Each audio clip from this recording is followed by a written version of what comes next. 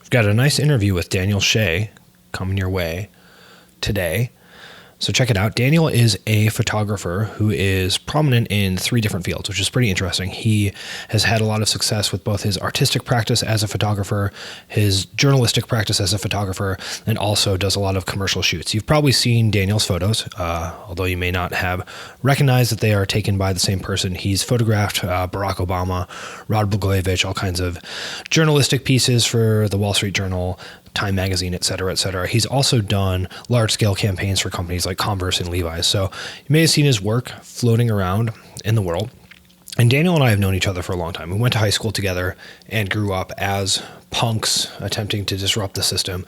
We've played in bands together. We were in a grindcore band called Freel, named after our friend in high school. We went on a very ill-fated tour together. Daniel actually sang for Like Rats for a while before he moved to New York in, I think, 2013. So Daniel and I have a long, goofy history together. I allegedly bullied him when he first moved to Chicago on our bus, which I am extremely skeptical of since I was a very awkward and socially challenged child, and I cannot imagine that translating into any kind of bullying. But, maybe it's true. And, let's take this podcast as proof that bullies and their victims can reconcile their differences and come together. So Daniel and I talk a lot about his artistic practice. I think it's really interesting that he's achieved success in journalism and commercial photography in a way that a lot of people would be extremely envious of, yet he primarily focuses on his artistic work and, makes tons of sacrifices to be able to focus on creating art rather than just making a living as a photographer. So we talk a lot about his process there, why he makes those sacrifices, what skill sets carry over across the different aspects of photography, in his own discomfort with the fame and attention that he's received, as well as his new book, which is coming out sometime in April, early May. It's called 4335 10th Street, and it's beautiful and inspiring and will reframe your entire worldview on architecture and gentrification and just have some really nice pictures to look at. So check it out.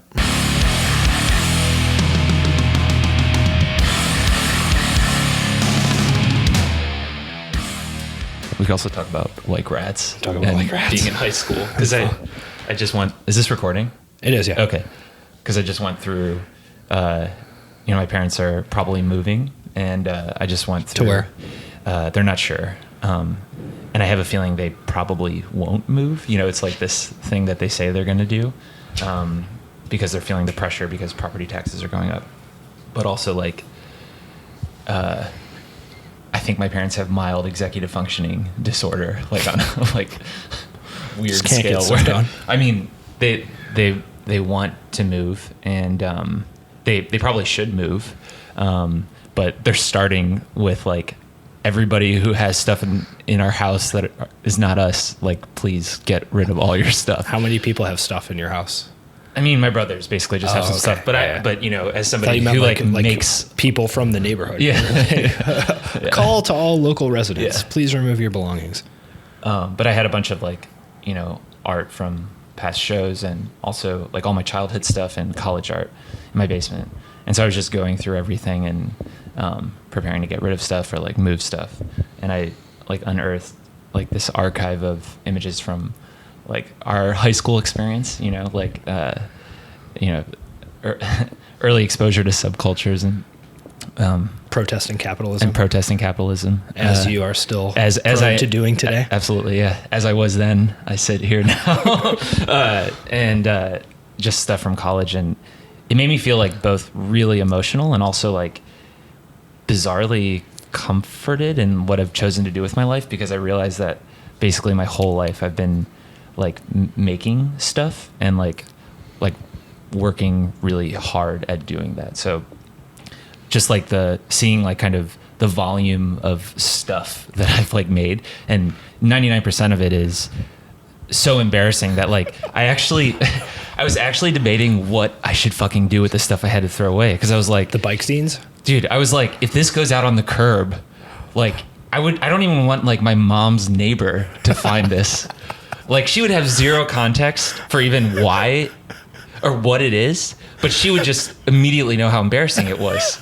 because it's Your mom, you mean? no, Or your just mom's neighbor? anybody. Like literally, I'm like picturing worst case scenario. I'm picturing cool people whose opinions I care about shuffling through my parents' trash, because also I went through trash in my neighborhood in high school. That was part of my high school experience, was dumpster diving. Okay, so it's not even that Prominent photographer Daniel Shea exposed as idiot high school student. So I'm just like freaking out. So I'm having multiple threads of emotional things happening simultaneously as I'm going through these boxes.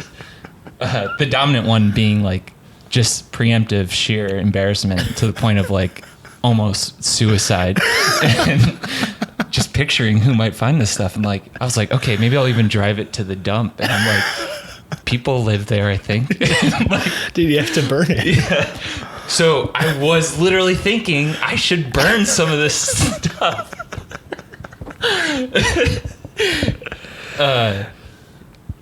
But then when I snapped out of it, I was like, oh, this is pretty cool. And a lot of this stuff involves you and our friends in high school. And we, I think, did a lot of really interesting stuff, and we're surprisingly focused, and, basically young entrepreneurs, and without really knowing it. And, I feel really proud of it as kind of an enterprise, even if it's completely embarrassing. But, looking back on everything, I was like, okay, I'm definitely,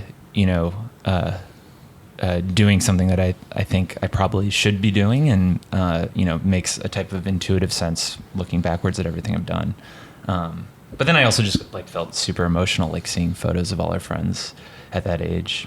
Yeah, I mean, I think that you don't necessarily realize how much this sort of creative behavior and making things and putting them out into the world is just a pattern that I guess we've participated in for so long, right? I mean, yeah. I had a conversation on another podcast recently, and I think the question was something to the effect of well, why did you start doing this? And I never really thought of this, and I was like, well, I mean, in high school, we had bands and we made demos, and we made this insane political, philosophical, idiot high school student magazine, and published it ourselves, and snuck into the school and printed it and distributed it, against the will of the school administrators and all that kind of stuff. And that it's really just a continuation of that behavior. Just okay, yeah, you just make stuff, you figure it out, and you put it out into the world. So, that process obviously changes as you become, more focused on certain aspects of a career or business or whatever, but that it's not really all that different. Yeah, totally. And I think, once you start to have self-awareness about that pattern, the thing that really changes is the mechanics of putting it out in the world and your relationship to that process and what that looks like, and it becoming more formal, and, you having to kind of take it seriously. And, it's really awkward. I mean, for a lot of artists, that's the most difficult part, because it doesn't come intuitive to them at all, sharing what they're actually doing. But I've always felt somehow okay with kind of closing my eyes and just shoving it out there, wanting to die inside. And then a decade later, finding it. And I'm having this experience where I feel nervous even talking to you right now, and hesitate to do the podcast because, I hate myself, and so does everyone else. But everyone else hates me. Yeah. And that mirrors part of the relationship I have to putting things out into the world, because it's still to this day makes me feel incredibly anxious. But there's one part of the process that I feel pretty confident about, which is just this kind of brute force of the thing out, and then after that, I'm out of, it feels a little out of control, maybe emotionally, but I've always been somehow okay with that initial kind of getting the thing out there, or finding a platform for it. Yeah. So, I mean, you'll still make something say a photography book, and be oh my God, I hate this. I hate myself. I'm insecure. This is terrible. Yeah. But just do it anyway. Yeah. I think so. Did those feelings change at all over time? I mean, part of what I think is important about, formalizing your relation or the thing you're putting out or how you put it out or the platforms you put it out is that they become kind of just like a default thing you do or default process. And that helps, I think, ease some of the burden of that type of anxiety. But, you know, in an abstract sense, no, I don't think it hasn't changed that much for me. But I feel pretty unsure almost always about what I'm making. And, you know, sometimes when you listen to like an interview with a band after they've released a record, you know, I don't know if you hear this sometimes, but I can tell that they're kind of like over talking about it, or they already like aren't even that jazzed on it, or like actually. Oh, you think mean it's over bad. Talking about it in terms of like they've already talked about it enough, or they're like upset to be talking about it more. Yeah, or I think the reason what I think is going on is they've been having this conversation internally for so long, because that's part of making stuff, is like just talking to yourself about what it is, or talking with a community of peers about what it is, and then by the time it's you know, ready to exist in the world in a more public way or public facing way, you're either kind of sick of it, or some of those things, you know, the things you're thinking about with the work you've kind of resolved, or there's no real choice. I mean, the vinyl is printed or the book is printed, and you're probably already at the stage where you're, you know, thinking really critically about it, and the flaws are kind of all you see in the thing. And so as a way to understand what, you know, you might work on next or what you could do better. And, you know, I've just finished working on something for, you know, 3 years or something, and it just finished printing. I've been working on a book, and it just printed this week, and I'm, you know, already just like at that stage where, you know, I feel proud of it as like kind of a thing that I finished, but in terms of the work itself, I have really mixed feelings about it, and I'm, you know, already looking to the next thing. And is that, I guess, you know, hesitation or judgment and all that kind of stuff, is that relative to your own expectations, or is that relative to your perceived expectations that other people may have?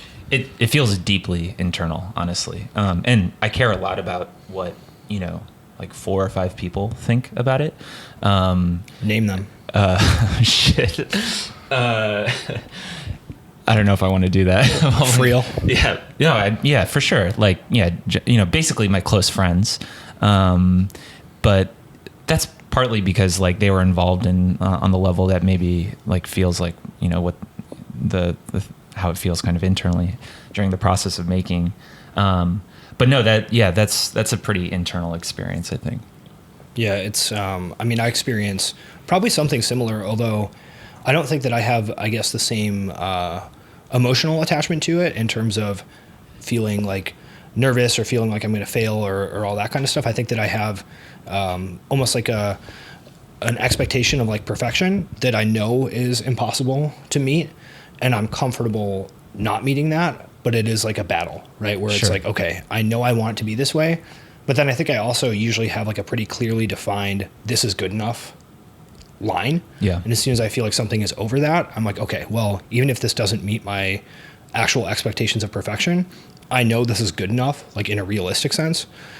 And then I think I also view a lot of these types of things as not necessarily a discrete piece of work or a discrete piece of content or whatever, right? It's not like this is the only podcast I'll ever do, or this is the only, you know, email I'll send to a newsletter list, or this is the only album my band will release. It's like, okay, well, this is good enough for this one, so get it out, and then that enables learning as to what the next one should entail. Yeah, totally. And I think, I mean, that's interesting. I think it depends on the scope of the project and the frequency of your output.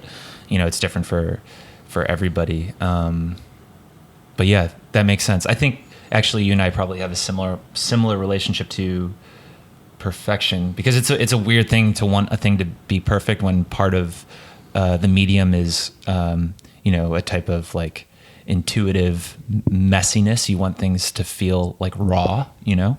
And how do you perfect something that, you know, should feel like part of the affect is unperfected? And that's complicated. And it's also kind of like why, you know, Joy Division records a record in one day and New Order takes 2 years to make an album or something. Where as you get older, as you know, find language and legibility and like what you actually do in your output, it becomes more difficult to make it, because you start to find you start to find a structure for something that felt kind of like intuitive and, sincerely raw at some point. Yeah. And it's also difficult to, I guess, recapture that type of raw expression or creativity when it's not necessarily authentic. Yeah. Right. It's one thing to, record a record on a boombox in a weekend because that's all you know how to do, versus like we've been a band for decades and have recorded with the most, expensive and talented producers in the world. And, we're going to recapture our early days by doing something like this. That's, I think, a difficult transition to make. And it doesn't feel the same way for sure. Yeah. It feels like forced to do that, I think, a lot of the time. Yeah. But it's also, that once you're on the inside, you have your own sort of, like you said, language for processing various forms of art, and that can become very powerful in terms of realizing your expression, but also becomes self-limiting because you have so many boxes you're trying to check at the same time. Yeah, totally. And you start to, at least for me, like I never really thought about, I sort of learned to think about how, my work might exist in any given context. Whereas when I first started making stuff, that wasn't part of the equation at all. It was internal, both in terms of process and product. And now that's less of the case. Part of what I do is make stuff for people to look at it or experience it. And that definitely changes the dynamics. So what was the most embarrassing thing you found in your home? Fucking God, dude. Was it bike? It probably was bike because, explain what bike is for people. So in high school, I'm going to speak to the audience here. In high school, Todd and I worked on a zine called Pariah that was kind of like a exploration of socio-political issues. Basically we read Adbusters and thought it was cool and made our own crappy version of Adbusters. It was crappier and more anarchist and like punk too. Yeah. Importantly, it was like a very kind of like, it embodied kind of a punk spirit. But then after that, or at the end of that, I started also working on a zine called Bike, and a solo project. And it is ungodly embarrassing. There's just I look back on my life and I'm like, I've been pretty self-aware for most of it. Just this is evidence that's just patently not true. Like I have no idea what I was thinking. Like it's embarrassing. Why is it so embarrassing? It's like very heart on my sleeve, but also the kind of political worldview it expresses it's not just naive. I took the wrong insights from things that were happening. Like I didn't have enough self-awareness to like weirdly think critically enough about what I thought the meaning of stuff was. I don't know if that makes sense. Like what? Like I got caught stealing, and I wrote about it. Yeah. And like, I just failed to put it into the perspective that like, there's all these things about stealing that I actually think are pretty embarrassing. Like, actually, I don't want to talk about this. Let's talk about something. Let's cut this. I don't want to talk about like, because what's going to happen is I'm just going to feel very negative, and it's just I'm going to want to not. The rest of the interview, I'm just going to say stuff that's filtered through and you're going to show up to you're going to show up to your gallery showing tonight, thinking about Bike. Yeah. Everyone's going to be like, "What's wrong with Daniel? What's wrong with him? Why is he like this today?" Yeah. Anyways, it's an embarrassing zine where I wrote about personal experiences and also kind of my thoughts on politics, and also like drew cartoons, and it's a mess, as I was then. I think as I am now. Looking back on it, I remember when you first started doing it that you were, you were really nervous about it because we would tease you about it, not necessarily because we thought it was like that bad or that funny to tease you about, but because it elicited such a strong reaction that like, even if you just like started to say the word bike, if like your mouth started to form a B, you'd be like, oh. Probably this is true for today too, but anybody who knew me then, really quickly discovered how easy it was to tease me, because of that, like I just felt so self-conscious about everything. And this kind of goes back to this point about putting stuff out in the world. Like I was happy to like force it out, but just knowing that it existed outside of my control was enough, to cripple me. But yeah. Well, let's move on from bike. Okay. We won't talk about bike. What about creating stuff? I mean, because I think one of the things that's interesting for you is that you have obviously your artistic practice and then also a commercial practice. Yeah. Right. And that's how typical is that for photographers? Is that common? I'm ignorant of this world. I think it is common. I think there's some misconceptions about it and like how it actually works. I think the reason it's common is because artists who use photography and kind of get a handle on the medium, realize pretty quickly that it's very commercially a viable way to exist in the world as well, because people need photographers in the same way they need designers or illustrators. That photography can both be exist as art and also can exist as kind of like an applied art. And the way in which those things are different are actually pretty significant and interesting and important. But when you're trying to make a living, and it's kind of an easy option, or it seems like a really easy option, right? You don't realize when, at least for me when I was younger, I knew it would be difficult to try to pursue both, but I had no idea to the degree of which it would be difficult to do just one of those things, right? And they're separate careers, and they can be linked, and they have become linked for me over time. In what way are they linked? I think, well, for me now, I just try to have, kind of a single creative identity. I'm a photographer available for hire. And I also make art, and I make books, and I do an exhibition.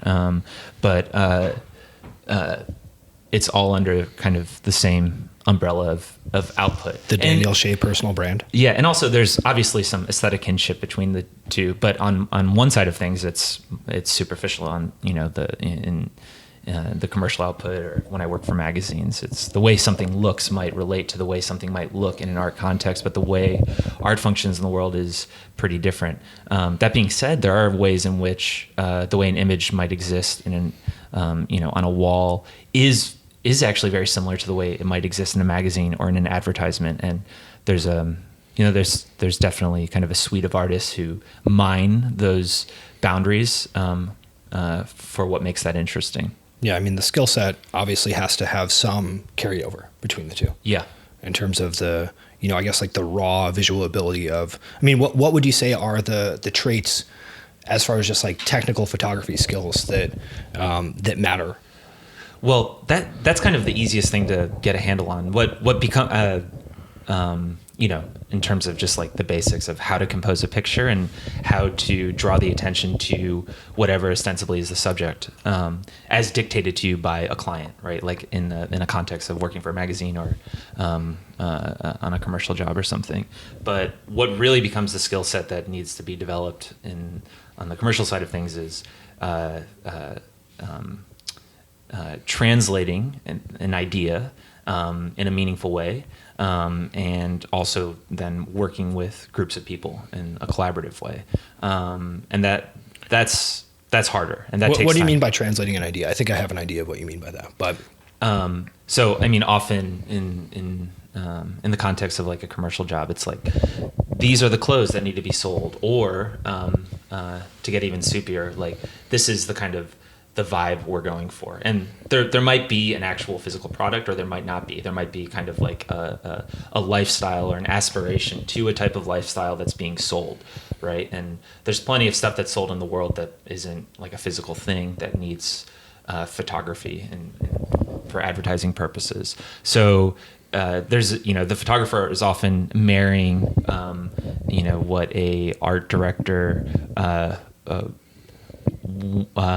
intends to be the man, I'm losing my language. What intends to be the I mean, but the art director is essentially coming to you and saying, "Hey, we want this to be, young, hip, cool, and Yeah. steampunk. Right. So the art director has these descriptive qualities of how the images might exist in the world to an audience, and then they're usually hired through an agency on behalf of whoever's funding the shoot, right? The company or the product or whatever.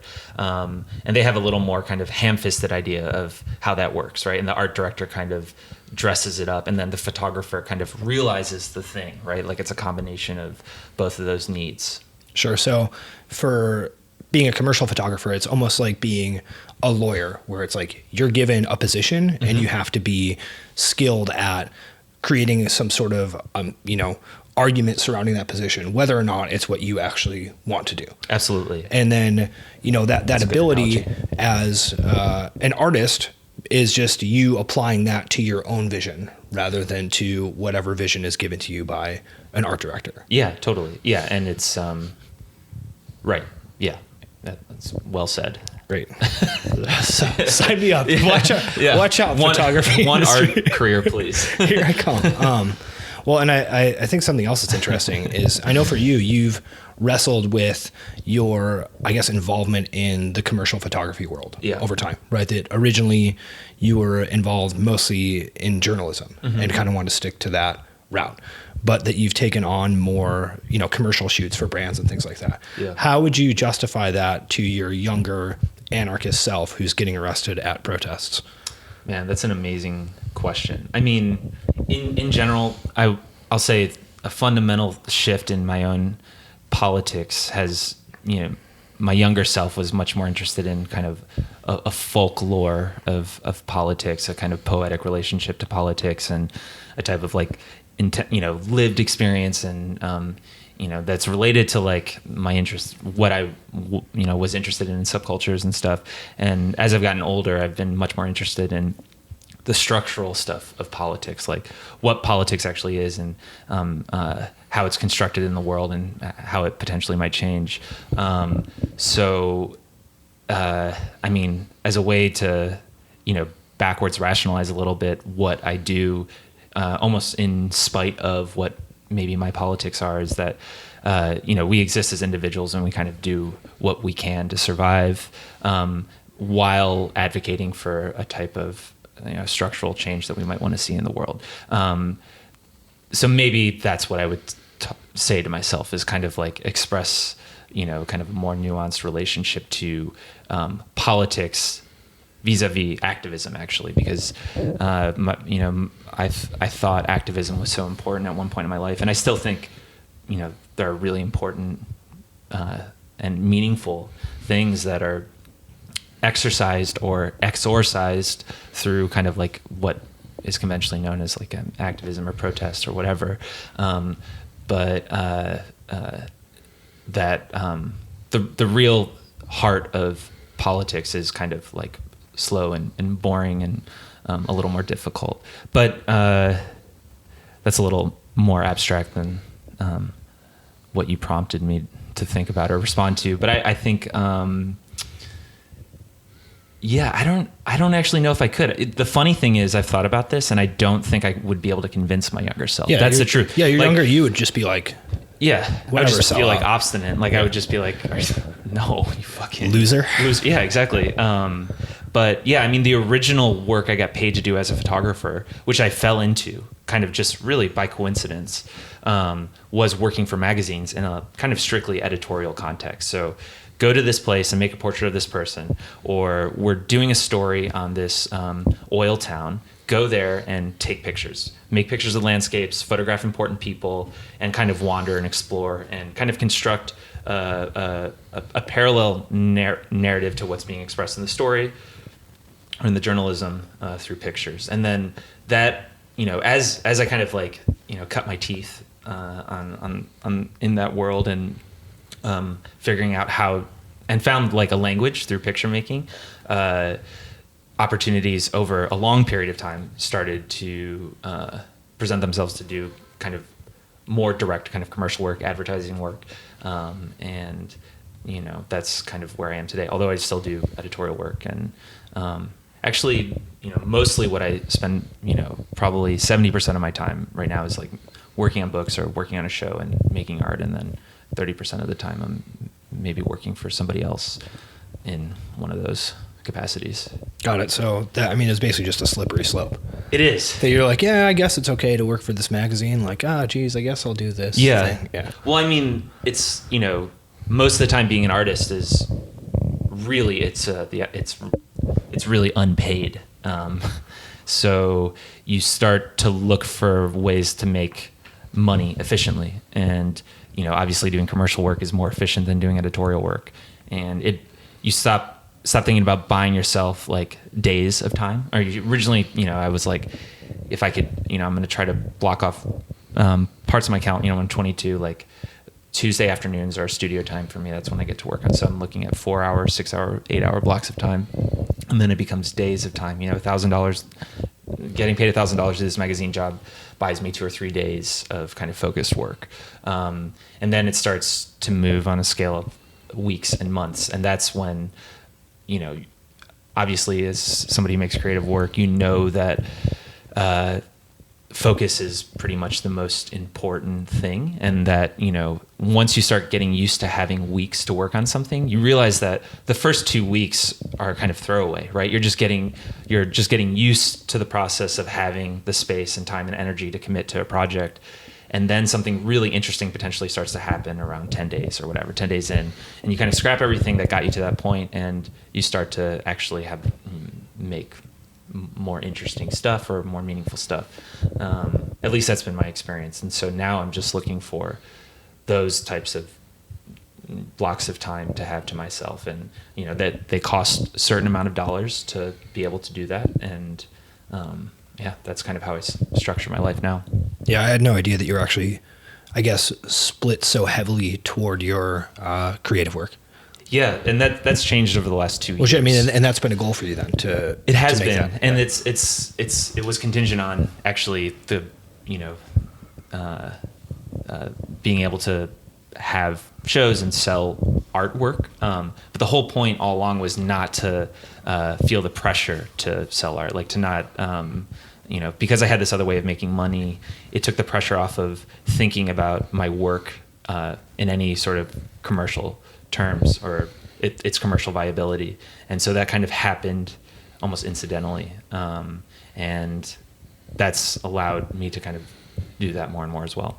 Sure. Well, it's also, you have a day job essentially that facilitates you developing further the skills that help you with your art, which seems to be your more primary focus. Absolutely. Although it can have the negative impact of honing a set of skills too precisely, right? Or like you start to develop a subconscious relationship to your process that is actually bad for how art functions, right? Like making a certain type of picture. And if you do that enough for other people, it becomes a type of muscle memory that you have to then unlearn in your practice. And that's really challenging. And that's why, when I've taught in the past, or if I, get a cup of coffee with somebody who's young and trying to figure out how to navigate this kind of messy terrain, I almost always recommend not pursuing both at the same time. Like actually having a type of like mind-numbing day job that you can kind of check out mentally, and saving all of the creative, energy you have in a reservoir for your practice exclusively. And that's an idealized version of how to be in the world.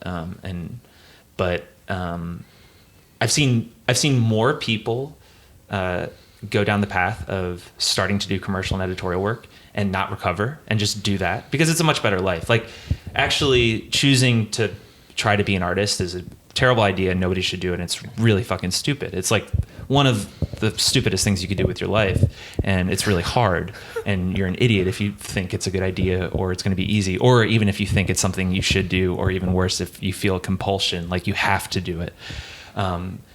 You're a stupid fucking idiot. And that's how I feel. And so I'm a dumb idiot. But most people who then, try to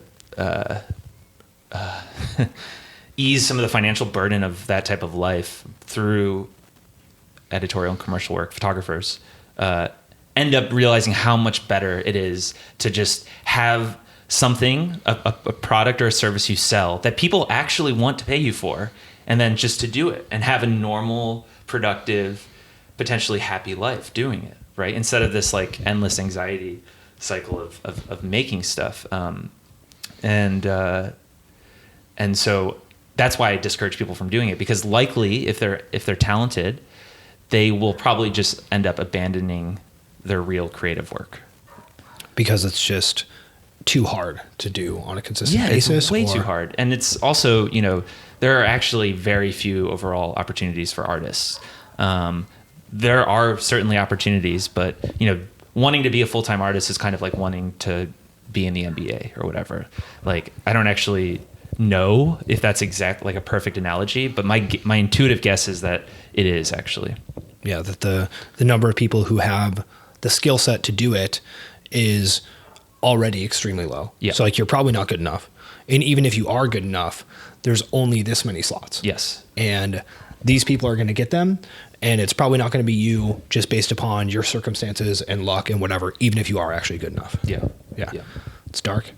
It is dark. I mean, and, it influences my politics, because I think we need to live in a world that supports both somebody who, wants to do something very entrepreneurial and has a type of energy to kind of participate in something like that, and also people who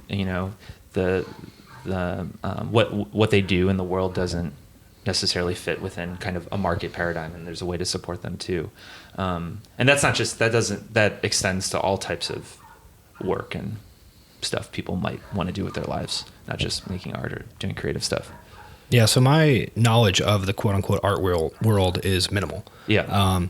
Is there any negative association within that world, which, based upon Calvin and Hobbes comics and like random stuff on the internet seems to be pretentious and judgmental and very focused on like specific types of behaviors? Yeah. Are there negative outcomes for you as someone doing potentially prominent commercial work in that arena? Yeah, totally. I mean, it's weird because, inside you think, it's easy to feel like people care about what you do, but like nobody cares about what anybody does, ever. And so that's just the reality.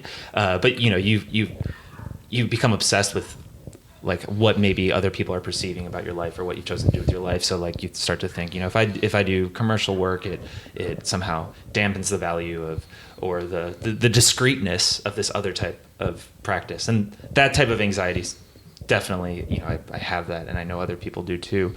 But is that real, or is that just some like of it is the same stuff we were talking about earlier? Yeah. Where it's just like, some of it is totally real. I mean, to take a step back, I think the art world in particular is a very kind of judgmental place, and one particularly focused on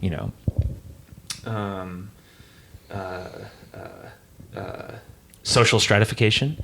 And I think there's a few reasons for that. And one of them is just that, a lot of people who are successful in the art world were like, bullied in high school, right? So they went from being at the bottom to being at the top, to being in a room where everybody wants to know them and wants to know them on an individual level, right? Like it's a cult of personality world, right? And to make things worse, the way it's funded is horribly, it's like the most capitalist version of a thing that exists in the world. It's like the people who have the most amount of money have the most amount of access to both the literal stuff and the kind of the social stuff around the literal stuff.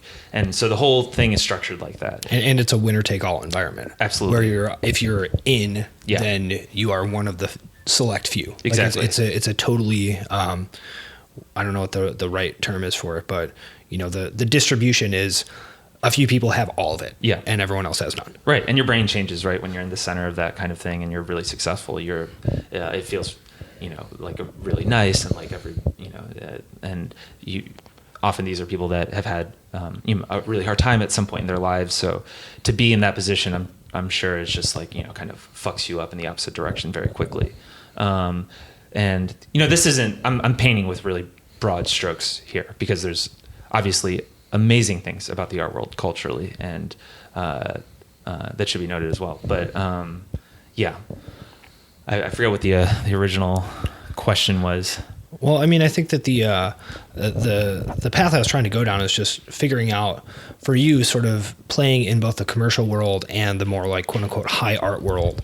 You know, what the crossovers are and how you balance that in terms of. I mean, it sounds like you have a lot of self-awareness about the game that you're playing in the art world, and that how it's potentially negative or the incentives are misaligned or there's like a lot of like shady stuff, but it's also something that you value and want to do because you have this compulsion for self-expression. Yeah.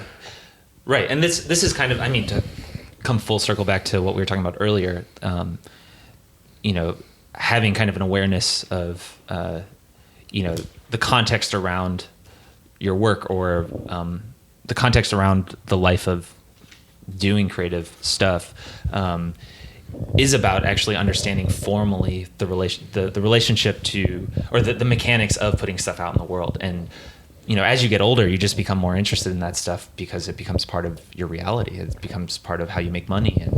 And so you start to think about it and maybe even care about it because it does matter and it's consequential. But at the heart of it, there still has to be, you know, I still kind of believe in this kind of like pure and kind of sacred thing, this kind of process of making that hopefully you're able to kind of untether from all these other things. Yeah, and that's really important to me. And I, you know, as I'm getting older and as I, you know, as I've become more interested in stuff like meditation and mindfulness, like that I've started to really focus in on, or tried to focus on setting up my life so that I maximize that type of process as much as possible, to have time to make stuff under those types of conditions outside from all this other stuff. Yeah. So for you, it sounds like you have this compulsion to create and this skill set that facilitates you doing so.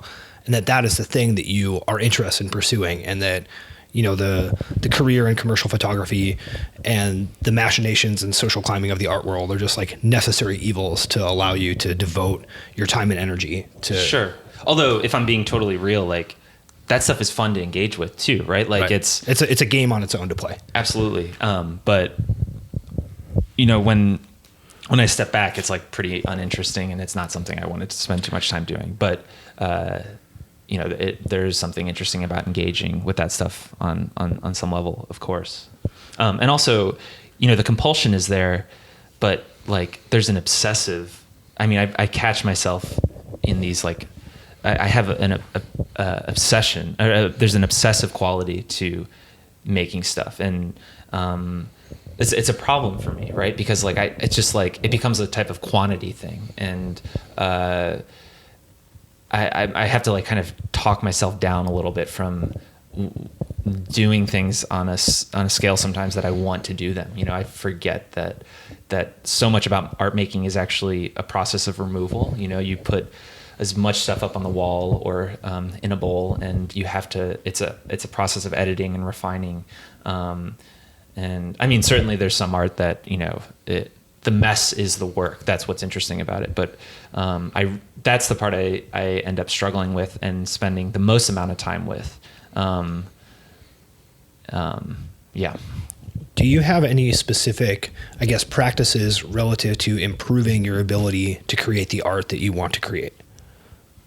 Ask that one more time. So, I mean, you know, one can practice guitar. Yeah. One can be like, okay, like I want to be able to play this part faster or more cleanly, or it's hard for me to switch from this string to this string when I'm playing this pattern. Yeah.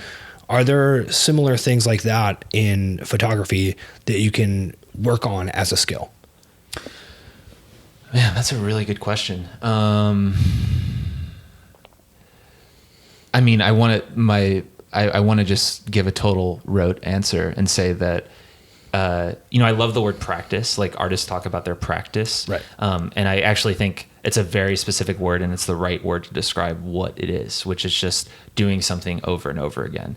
But it's, I mean, not to default to this too, but like everybody does stuff differently. And for me, my practice is a process of putting myself in places in the world where I can kind of observe things and let and let kind of a poetic insight bubble to the surface through the process. So often, like, the resulting pictures are kind of completely separate from the experience of doing the thing, right? Or the insight that it might produce that might lead me to, say, work on a book about the way architecture has shifted over the last 50 years, which is what I've been working on. And some of those pictures end up in the book, right? They're kind of like not very interesting pictures, or sometimes they're really interesting pictures and they ostensibly have nothing to do with the work, right? But they're kind of, they mark a kind of point in the chronology of making that felt important.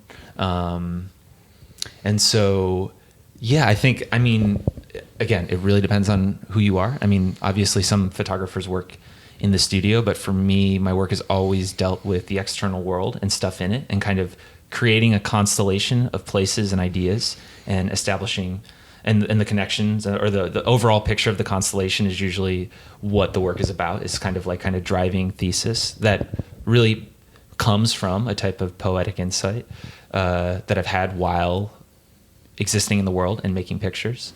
That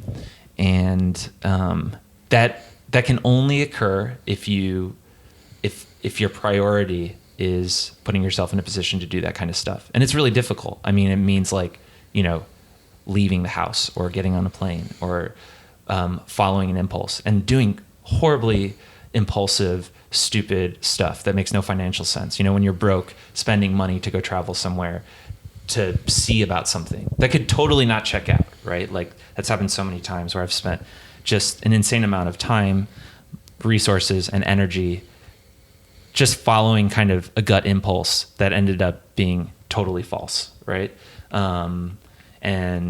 But it's a habit forming process, and that's really important. So the skill set is mostly, I guess, the ability to have some sort of insight about how an image is related to an idea. Potentially. I mean, if that's the type of work you make, yeah. And I think for you. Yeah. And then, but then also to, like, bring it back down to earth a little bit, like, working a lot and like managing crews of people, like if in a commercial set or something, is just you have to do it a lot, and that matters a lot too. Like, you actually can become a better, like, obviously you can become a better photographer, you can become a better guitar player, right? But that's a kind of purely technical thing or maybe it's not. I don't even know if that's a false dichotomy, but, like, because there, in my mind, I think of, like, the process of making art and, like, how kind of art functions feels pretty different or divorced from how it's maybe technically executed. Right. Depending on what you're trying to do, there's a minimum level of technical competence to be able to execute the idea, but that those are not the same thing at all. Yeah, I think so. Yeah. I mean, and for example, when I was talking to James from Harm's Way, he writes songs that he literally cannot play on guitar. Right. Like, he has the idea, knows how the riff goes, yeah. like, actually can't play it though. Yeah. And that doesn't stop him from being like, I want it to go like this. And you're kind of like, I mean, I have this experience in Hate Force where he'll show me a riff. Right. I'll be like, okay, well, do you mean this? He's like, no. I'm like, okay, well, do you mean this? He's like, yeah. All right, fine. Yeah. So it's you obviously have to have the ability to pull it off when you have the idea. But that for you, it sounds like the more valuable aspect is being able to come up with those insights relative to, what you're seeing from an image perspective. Yeah. And to be constantly, I guess, thinking through that process, yeah. right? Where you have this thesis or this understanding of, like, what a valuable connection is in an image, and then putting yourself in situations where you can then create that image. Yeah. No, that was well distilled. And Great. What I was trying to say in a way more convoluted way. Sign me up for art. One photographer career. Yeah. So with that, with your most recent book, right? I mean, this has a lot of different images from different contexts kind of married together, right? I mean, it's got a lot of modern architecture. It has a lot of images of construction. It has images of nature. It has images of structures decaying. It has collages of things. What does that process look like for you then? Say you have all these images, which you've collected over, okay, I have an understanding of the type of thing that I like, and that says something to me.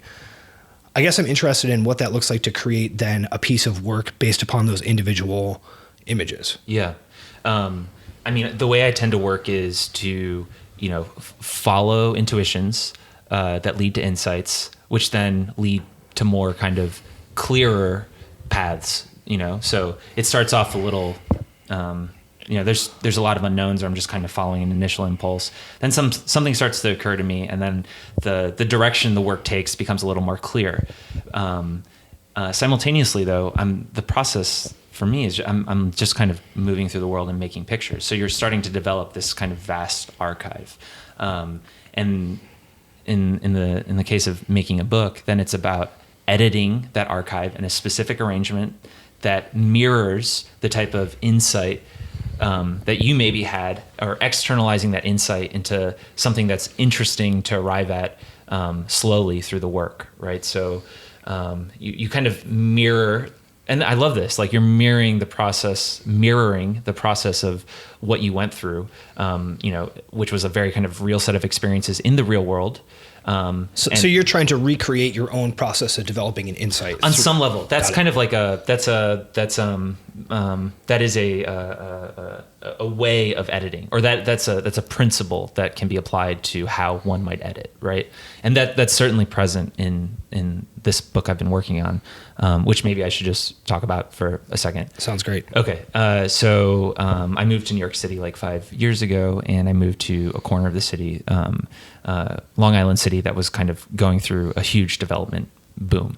And I've always chosen to live kind of like, on kind of the edge of industrial areas, or parts of town that are a little more sparse relative to what is normal urban density. And this place was pretty similar. It is kind of like the last little industrial pocket of this neighborhood of Queens, Long Island City, which sits right across from both Brooklyn and Manhattan. And I started when I moved there, I just, was going on these long walks and kind of looking at these construction sites, at night often, and thinking about what this type of residential real estate boom might mean in kind of a broader context of New York City, and also just, the changing economics of New York City and America and the world, and all, just kind of thinking through this stuff as I was walking around. And it occurred to me that, something very beautiful is happening with these buildings that were going up. Often the finished buildings were really ugly to look at, and these cheaply made kind of condo buildings, but the kind of the concrete skeletons evoked something that felt familiar. And the hunch I had was that what they evoked was this kind of modernist form that I had developed a taste for, and a lot of other people had. So I thought it'd be interesting to juxtapose pictures of these construction sites with modernist architecture. And I'd always planned on going to Brasilia at some point, which is a city kind of built from 1956 to 1961 as part of a nationalization project in Brazil to move the political capital from the coast, where a lot of the culture was, into the center of the country to kind of unify the country a little bit. And it was a planned city, and it was literally built from scratch. A kind of site was chosen, and they built it over the course of 5 years. And the idea, there was an embedded ideology in this project, which was to somehow de-stratify society from class through an emergent kind of city paradigm, a new one that was, principled kind of like in the kind of modernist socialist worldview. Of course, that didn't happen, but this city, as a result, kind of like Washington, D.C., kind of becomes a monument for architecture. And so I went there to make pictures of this type of architecture, which had this kind of a historical kind of embedded idea about the way society might be organized along more egalitarian values, and juxtaposed, of course, against New York City, which is going through a development boom and a type of gentrification, and how some people, an urban renaissance that's happening all over the country, and of course the world, and began to think about how to complete that gap, right, from mid-century to now. Simultaneously, I was also making pictures in a desert, a cluster of desert towns in Death Valley of architecture there. This kind of decrepit architecture that represented a site of total entropy. That's what I've always loved about the desert, is the ability of stuff to continue to live despite a very harsh environment. And in the case of architecture in this environment, it kind of undermines the whole premise of endless value, right? That the real estate market is kind of a myth that it's propped up against. And so these three sites kind of became the main points in this constellation. A geographic constellation that then took on a type of historical constellation as well. So what you had is, in mid-century, a type of a modernist vision and ideology that was translated into a type of discrete style, right? That's kind of the reduction of this thing now that we know, or its legacy, which turned very quickly into a type of corporate architecture, interestingly, right? And through that corporate architecture, a type of skyscraper emerged. And that is actually kind of what these large condo towers are developed from stylistically, right? Is like they take a cue from a corporate architecture. So you have then a very interesting... it's like the third generation of the concept. Yeah, absolutely. And simultaneously... It's like a metalcore band influenced by a new metal band influenced by Slayer. Yeah. See, this is why I'm talking to you. Yeah. And so, interestingly, though, obviously this architecture also embeds a different type of ideology, a type, building taller, that type of vertical aspiration, a kind of distinctly consumer aspiration. And so the thesis that emerged in this book was, if modern architecture was an expression of a type of civic utopia or a civic set of ideas, egalitarian principles, then this modern real estate type of architecture and these booms that are happening everywhere represents a type of distinct neoliberal utopia of consumerism, and that there's a direct link between them. That's interesting. And so that's kind of what I was thinking. This was kind of being worked out. And again, back to what we were just talking about before, this was kind of being worked out as I was making pictures. I was just thinking about how these connections might be established visually. And, I can't talk about this stuff very well. It's like I'll just ramble endlessly as I'm doing now, and that's kind of why I like being an artist, because I can figure out a way. I can translate these types of poetic insights into insights that actually have some sort of value in other fields of study. And often the way I work is like I take a hunch and I figure out if other smart people in their respective fields have kind of written about this stuff, and often they have, but they haven't completed the picture in the same way. And that's kind of what, I'm kind of hoping to do. Interesting. So it's, I wonder what the parallels are to, let's say, writing a song, because it sounds somewhat similar to me in that the way that I'll often write songs, I just like collect riffs over time, right? I'll just come up with something or play something or just hum something into my phone. And it's like, all right, cool. I have dozens and dozens of riffs, some of which are good, some of which are not. And then at some point it's like, all right, let's turn this into a song, right? So then that becomes more, I guess, the work rather than the insight, where you sort of sit down and are like, all right, does this one go with this one? Does this one go with this one? I don't really like that. I'm going to just play this and then try to hear what comes next in my head. Yeah. And then, you're taking these pieces and trying to turn it into something, which is a separate process entirely from coming up with the pieces themselves. Right. Related, but separate. Yeah. Yeah. Yeah. And then, then an album becomes like emergent from the songs, where once you have a few songs, it's like, okay, this is the direction that these songs are going. So now let's turn that, into, I guess, the framework with which to write other songs that should fit with these ones in some way, but not be exactly the same thing. Yeah.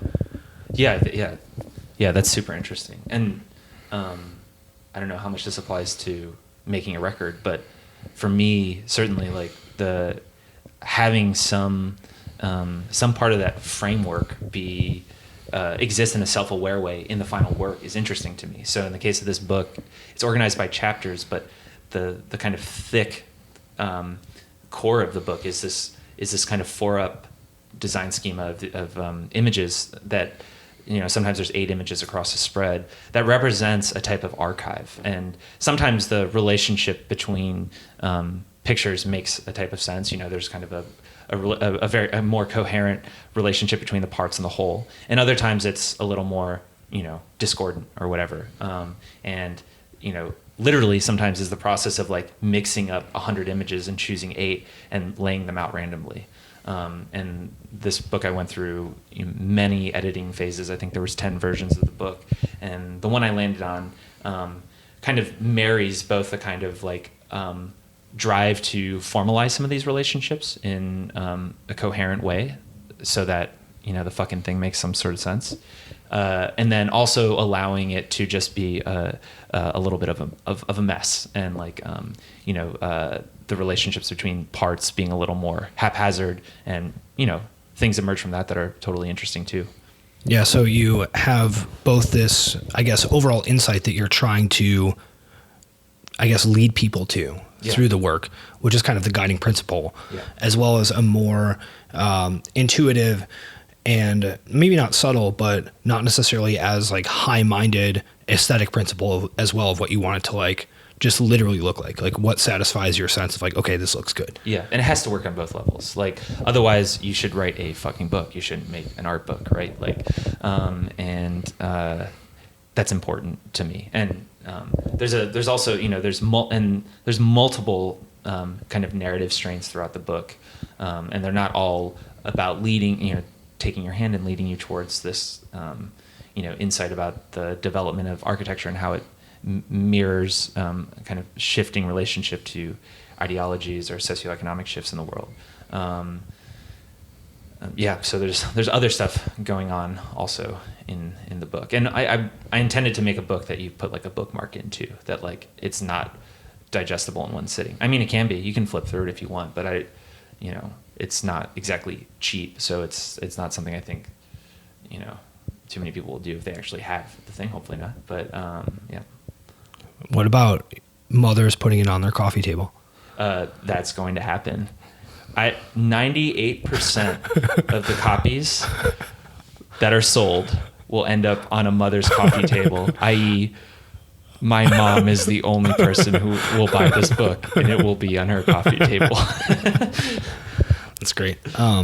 So I think something else that's interesting about that process of trying to create art, right, is that it's not necessarily the most effective way to communicate a message. Absolutely not. Yeah. Right. That if you have this insight and this story arc surrounding architecture and, global capitalism and the relationship of art to the real estate market and all this stuff that is interesting and potentially profound. And making a photography book is not really a great way to get that into the world. Right. As a set of ideas that, that I think are kind of meaningful actually, but this isn't any ideal way to communicate those meaningfully to a mass audience, and I actually don't even really know how to do that, and I think there's people far more qualified to do that type of thing. But I do think the whole enterprise is still worth it for a few reasons, and it's tricky because I think about this a lot. Like, I'm making there's 1,000 copies of this book being printed, which is like not a lot of copies, right? Like, it's a very niche thing, and the work will live mostly, to most people, exist as a set of images on a website that they're looking at on their iPhone. Like, far more people will look at it in that way than the physical thing. Which I actually don't even really know how I feel about, except the fact that this is actually what I do and what I feel like I need to do. And so this is just it. And like, maybe at one point more people will want to see it, but it'll never be like a mass thing. Right. And I agree with you that it's, not necessarily always about the message being the most important thing. Yeah. What's your relationship to this? Cause I mean, you make extreme music records. Yeah. But just like you said, that's not something that you necessarily do as the point of which is not to deliver a message to people, right? That if my goal is to disseminate some sort of information, then I'm probably much more likely to get that across to people by sending an email to my email list, right? That's probably, if I have something that I want to say, that is probably the best way to get that to people in terms of like, hey, here's an actual set of ideas that I want you to think about. Yeah. But that doesn't mean that I don't have my own personal desires to create things independent of that. Sure. But that is something I think about as well, where it's like, okay, well, maybe I do have this idea that I think is valuable enough that I want people to actually take action on or potentially have their mind changed by. But that's different than like creating quote unquote art. Yeah. Yeah. Yeah. I mean, I'm just going to like think about the stuff you put out into the world for a second. Cause like, I think I told you this, but I've always been like, somebody should just do like, you know, a Tim Ferriss style thing that isn't completely cheesy and embarrassing. That has like a little bit of a punk edge and has a, you know, like an appropriate amount of misanthropy also, like underwriting the whole thing. And you did, and it works so well. So like it's completely flavored by, you know, Like Rats and your other, you know, music output. But it's just like, you know, capital T Todd, professional Todd. I'm not sure what that means, but I think I agree with you. Yeah. I mean, you know, you actually get to just effectively communicate useful ideas to people. And if you're inclined towards thinking about things in a certain way, that's there too for you, right? Like it's aesthetically shaped in a interesting way, in a funny way, in an entertaining way. And you know, one that like appropriately undercuts the self-seriousness of so much of the stuff the form it tends to take on other platforms. Well, and do you have any interest in attempting to communicate some of these ideas in a way that I guess is more digestible and potentially actionable by others? I mean, I think an example here that's parallel would be, let's say, like an academic paper. Yeah. Right, where it's like, here's this very dense thing with language that makes no sense, that's written in the structure that most people can't parse. Yeah. That potentially has a very profound insight. Right. That will be read by hundreds of people, you know, within their academic ivory towers. And there may be downstream effects from that, but that's not something that is going to go out into the world and make a change in a bunch of people's minds quickly. Yeah. Right. You know, I feel like Sam Harris has talked about that, where he essentially left academia because he's like, whoa, I just published a book and like this many hundreds of thousands of people read it, as opposed to a paper that I published where these number of people read it. Do you have any interest or ambition to get your ideas to people outside of the quote unquote art world in an easier, more digestible way that may be more actionable? Yeah, totally. And by the way, I do actually think that the downstream effects of this stuff shouldn't be underplayed, that they're potentially interesting and impactful. They just, you know, in the process of going downstream, they joined a bunch of other stuff going downstream, and you know, kind of their impact on the world is kind of a kind of conglomerate stream of stuff or whatever the fuck. But I do, but I have incredible anxiety about other ways of expressing these types of ideas. And I think I'm severely unqualified to do so. And so I don't know how. I thought about it, but I'm not sure exactly what that looks like. In the meantime, like it's crazy. Like, you know, the last fashion campaign I shot will get seen by way more stuff than anything I've ever done before, you know, because it's like, it's intentionally disseminated in a way so that the most amount of people see it. That's literally part of the design of the thing. Yeah. Right? Well, what for you until this point has been the thing that you've done that the most people have seen? I'm actually not sure. I mean, I photographed the president. Yeah. I mean, like, so we're talking many people. Yeah. For what? For Time Magazine? Is that right? That was for a fast company. There you go. So yeah, but you know, a lot of people probably, I mean, I have no idea, see that kind of stuff. And actually most people probably see the stuff that's like actually traditional advertising, where it's unattached to my name, and you know, it honestly enters the world and it looks pretty generic, right? And that feels a little crazy sometimes, the dissonance that produces, where I'm like working on stuff that exists with that level of visibility, often unattached to my name, and then to like hunker down and work on something for years and spend literally every penny I've made and more doing a thing that, you know, 1,000 copies will be made. It feels crazy, like, and also just like fucking stupid. Like, what is wrong with me? Like, why can't I just have a good life? But if not to self-mythologize, but it doesn't feel like a choice. Like I just have it. It still feels like that. And actually, that was my experience of looking through all the shit in my parents' basement. I was just like, man, this compulsion has always been there since I was very young, and it's always been attached to a type of like enterprising spirit. And I don't know. So it's I can't do anything with that type of like dissonance. Like I just have to accept that that's what I'm gonna do. And honestly, a lot of times it makes me really happy to do it. Yeah, that's interesting. I wonder also, what are the origins of that type of behavior, right? Because I mean, I probably have a similar type of compulsion at some level. And is it just happenstance that we ended up in the same suburb of Chicago? Yeah. And, as children sort of probably pushed ourselves to create more stuff. It's like, oh, cool. Like, let's do this together. And how much of that would have been part of our lives if we had not been in this, group of people who are with a similar mindset, and how much of that is potentially just part of who we are and where that actually comes from. Yeah. I think about this all the time because I think where I actually land on this is that it's pretty conditional. Like getting into punk, like and its associated set of activities, and actually more importantly, the way you do stuff as a punk or whatever, as an active participant in the music and culture on punk, changed my relationship to how I want to do work in the world, right? In a fundamental way.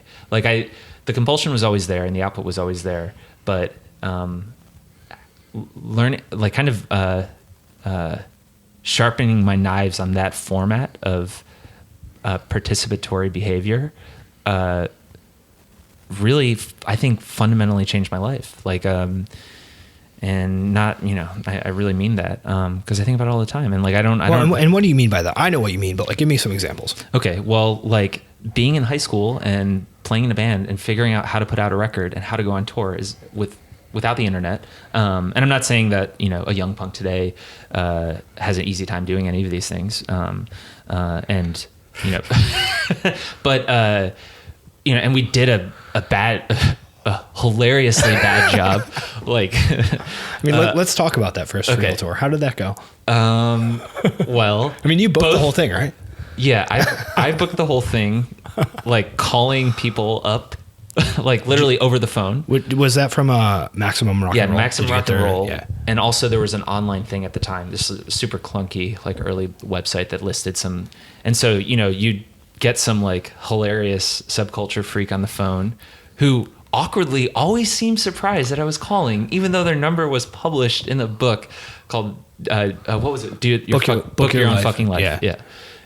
Which is awesome. I mean, that thing was so cool. And I'm sure it changed the course of many people's lives for the better, and an equal amount for the absolute worst. But, you'd get some like weird guy on the phone who would always act surprised. And like, I'm calling to set up a show. I go, okay. And it was, I had horrible social anxiety at the time. So it was just like, the worst thing to possibly be doing, but I forced myself to do it. That was insanely valuable. That was an important thing for me to do and experience, and translated one-to-one to other things I would do years later as somebody trying to become an artist. Right. Yeah, and then we went on this hilarious tour where we experienced interesting things and cultures. Well, how many shows did you book? I think we probably had like 7. No, we had more than that booked. We had a 2-week tour. It was a 2-week tour. Yeah, and 10 maybe. And I think we probably played like actually 3. Yeah. Shows. Yeah. Also,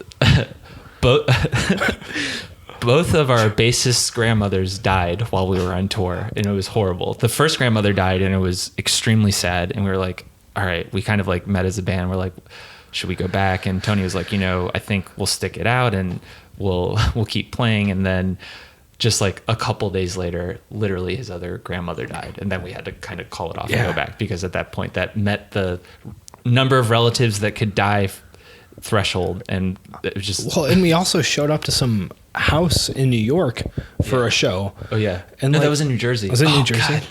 Man, this is so dark. Yeah, and like the kids who booked the show's like best friend had just committed suicide or something. And like, oh God, I'll never forget that. I mean, it was just we showed up and into this like the most sad situation you can imagine, and everyone was just super sad, and it was terrible, and we awkwardly sat there, and we also like we should actually talk about this. Did we actually not have enough money to get a hotel room? Because I feel like we slept in the car a few times at rest stops. Like we couldn't get enough money together to like stay at a place, and we were always hungry. And I remember looking back on this is so embarrassing. Somehow we allowed ourselves to stay at that grieving family's house in their basement, and the mom like cooked us white rice in a pressure cooker.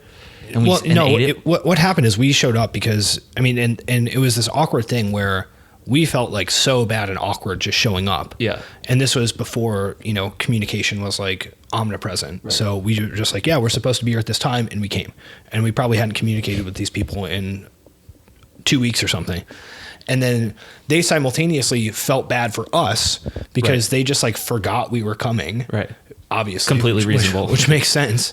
And then we're like, hello, we're here for the punk show. Yeah. And they were like, what? Yeah. And so they felt bad for us. So they made us like just food. Okay. And like we just hung out there for a little bit and like figured out what we were doing, and we definitely left. We were like, okay, cool. Like we're sorry. We'll go somewhere else. Yeah. Yeah. It was definitely one of the most ridiculous tours I've ever been on. Yeah. And then you realize through that experience, like there's some value in,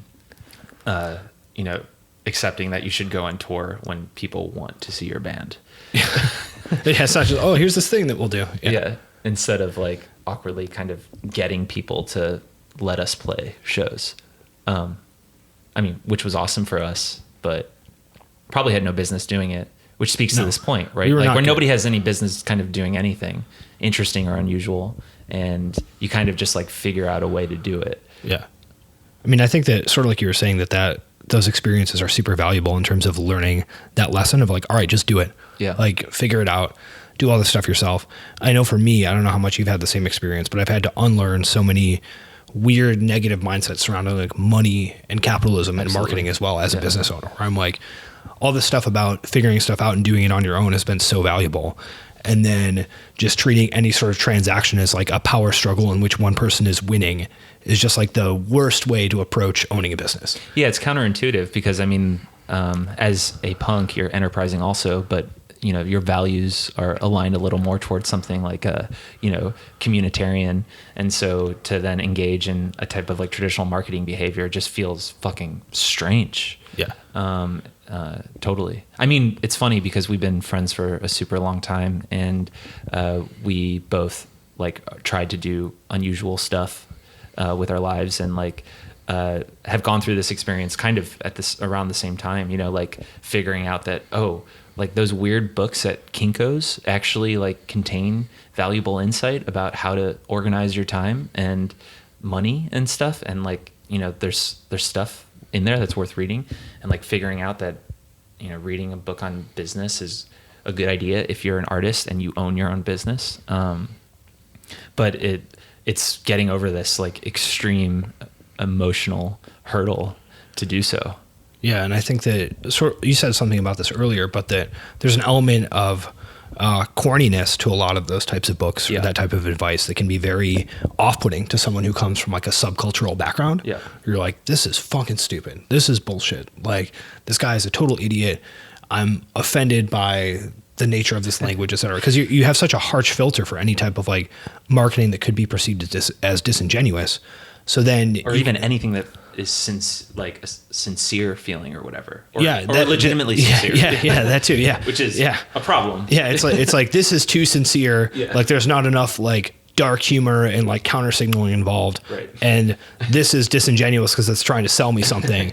And I hate both of these 100% and will not listen to any advice related to something that feels either of those ways, which is just like, okay, well now you can't do anything. Yeah. Like good luck. Yeah. Good luck figuring out how to do anything real. Yeah. So, I mean, for you, how have you, I guess, I don't know if unlearned is the right word, but but managed to become effective despite those tendencies and leanings? I mean, initially it was honestly just like being at a point, like almost as soon as I set out to do stuff, I was overwhelmed, right? And so that's just completely unsustainable. And so, unfortunately, I think most of the time it's come out of a type of just necessity to figure out a way not to be completely underwater at any given point. So, and then learning how important it was to have, systems, and, you first kind of learn about how to build efficient strategies for dealing with email and running a business and following up with people, all these things, right? Because at least they didn't. Some of it kind of came intuitively to me, but a lot of it didn't. But the second I kind of read something very practical and kind of mapped it onto what I was doing, I was like, oh, okay, yeah, this actually makes complete sense. And of course, it should be done. I think for you that, and not to pick on you, but you're so concerned with like disappointing people that probably is actually helpful in a career as an artist. Yeah. Which, I mean, my experience with working with graphic designers, photographers, etc. And I'm sure this, it's a stereotype, but there's some validity to it. It's just like people are so flaky. Yeah. It's so hard to just even get anyone to do anything. Yeah. You're like, please, I'm trying to pay you. Like, just do the thing. Right. I mean, you're like, oh, okay, maybe I'm just not paying them enough. And then you're like, no, like I could literally be paying them all the money in the world and they would just not respond to this email or get something done on time. And it's actually a really important thing to just kind of accept and be pretty zen about, that people basically don't do anything they say they're going to do. And it's funny what you said about me disappointing people. I mean, I'm a total in Gretchen Rubin's like Four Tendencies thing, I'm a, what do you call it? Obliger? No, not an obliger. Or what are the? I'm both. I hold myself accountable and others. Is that the obliger? It's an upholder. Upholder. Yeah. I'm a like extreme upholder or whatever. Same. Yeah. And I think it's because I know how disappointed I am in myself often, and like the thought of somebody else going through that type of judgment related to me is like feels kind of unbearable sometimes. And also, like, as somebody who I'm managing multiple projects all the time, like in the background, and I have people working with me and for me all the time, and like it's just completely frustrating when stuff just doesn't get done, and especially when it's out of your control. So like, I have enough self-awareness to know about how terrible it is to experience that firsthand, that I'm just like, okay, I'm not going to contribute an unnecessary amount of unpleasantness in the world for somebody else just because like I can't fucking get myself to finish this one thing on time or whatever. Cause like, you can. But yeah. Yeah. And I think that, again, in a creative field, especially where people are hiring contractors, hiring photographers, et cetera, to do something, that one of the most important variables in that decision is just like, will this person actually do what they say they're going to do at the time they say they're going to do it? And will they communicate back and forth if it's not going as planned? Right. And that's invaluable. And I think like people very quickly learn who can do that and who can't. And I mean, that's a case in and of itself to just like, get things done, right? According to timelines that you set and parameters that you set, because it'll just, people want to continue working with you if you do that. And do you apply those systems to your own art as well? I do, but for different reasons, right? I do because it keeps me on track, right? Like if I didn't set up deadlines, and if I didn't set parameters or put systems in place that keep me kind of working, nothing would get finished. It's more actually about finishing stuff than like anything that's directly applicable to the process of making, because things will just go on endlessly in an iterative way and just will never materialize. Because obviously as you're making stuff, time passes and your relationship to stuff like taste and even what you're interested in to begin with changes. And if you don't allow yourself, or if you don't make yourself finish something, you probably won't, like I'm uncomfortable with where my book is now on some level, because it's not where I think it should be, right? But I just had to make sure it was done at a certain time. And you do that by literally, okay, I'm going to schedule an exhibition for this date. So that it has to be done by then. It just has to be. And to kind of undercut yourself in a way that actually matters. Yeah, and I think that a lot of people who are probably making something creative would be uncomfortable with that type of situation of, putting creative work in a to-do list or systemizing it, where it's like, oh no, like I have to wait for the inspiration to strike, or like that's not authentic or whatever. Totally. And I think one way to actually accommodate that is to,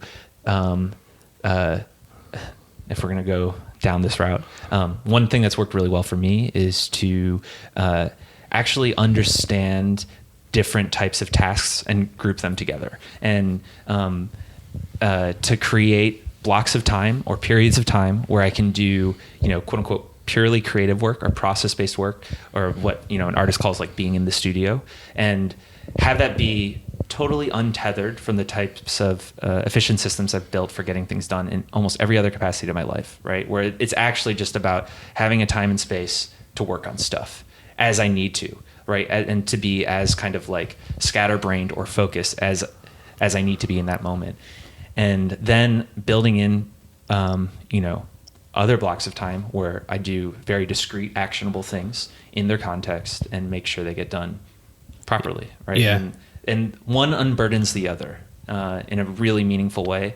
And it, I talk to a lot of my friends, like, I'm friends with a lot of artists who are just like, cool. I know tons of artists very cool. who are a fucking mess. Like, they're pizza sauce messy. They're just like can't get their shit together. And they're incredibly creative, talented people. And the thought of even applying some of these things to their life is just like horrible, and also just like feels embarrassing for all the reasons we talked about earlier. What the type of like those business books or practices books kind of signal. It's just like it's an opposite set of values and social language than artists are used to, but it can change your life in a really meaningful way. Just take that big paper towel and wipe up all that pizza sauce. get that ragu off your chin, buddy.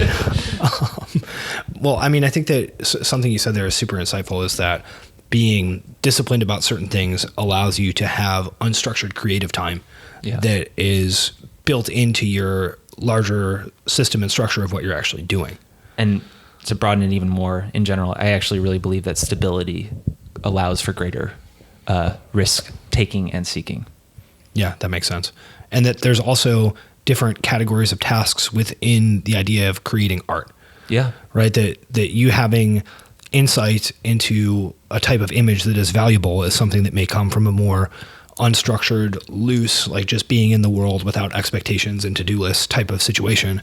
But, sending the emails to a book publisher and scheduling time to actually, have 3 days in Brazil, and scheduling time to, process the color on your images. Those are not all the same thing. Absolutely not. Yeah. And it's important to really understand how they're different. And then, at some point, like, that just becomes totally intuitive to the way you work and the way you structure your time.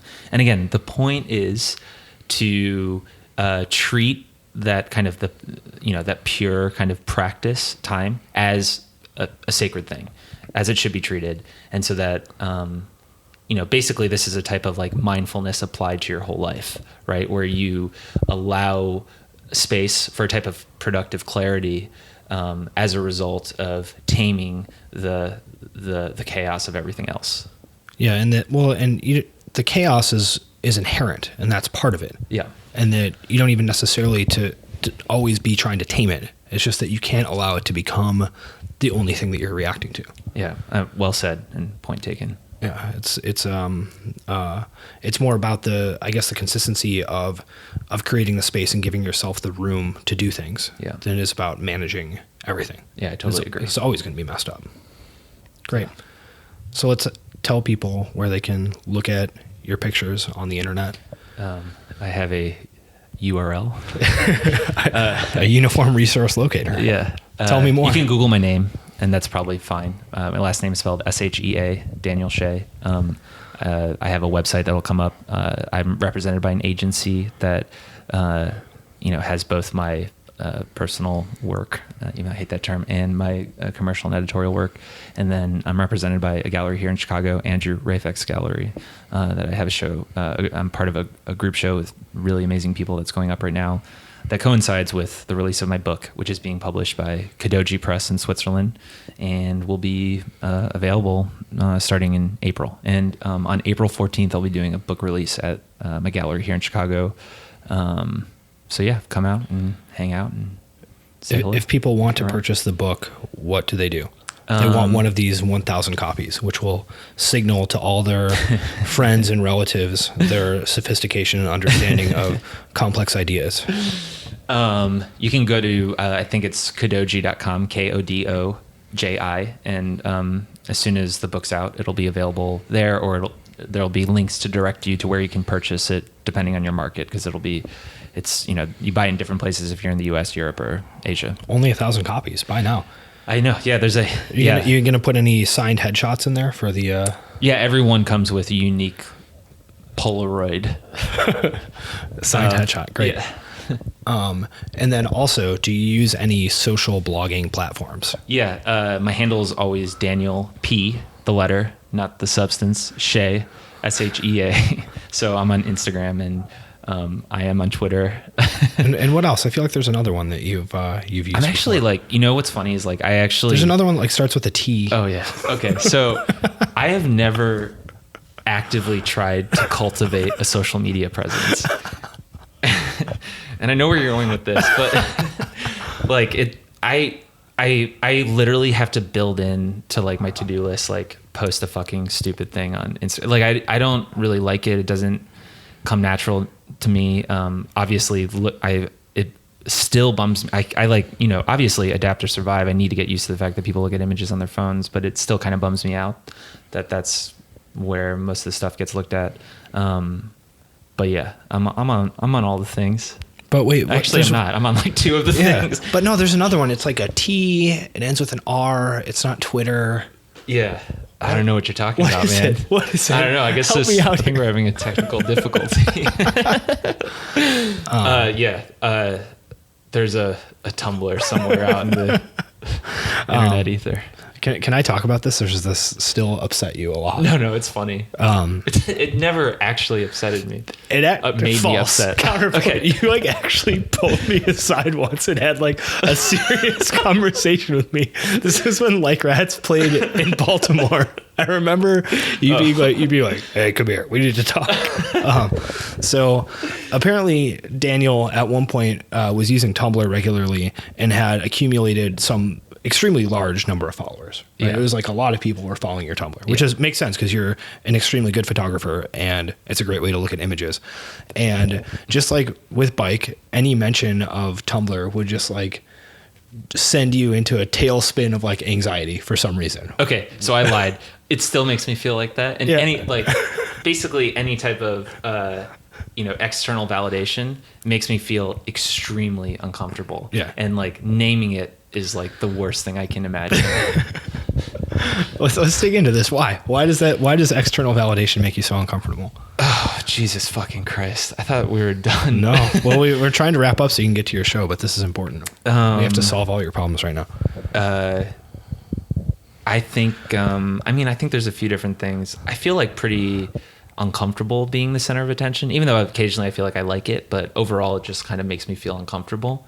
And part of what I like about potentially trying to make this art thing work out is that, I get to put stuff out in the world and have it kind of stand for itself. And that's ideally how I'd like it to work out. And I feel really allergic to anything that's cult of personality or where it's about an individual instead of the work. And I think maybe that's part of it. I don't know.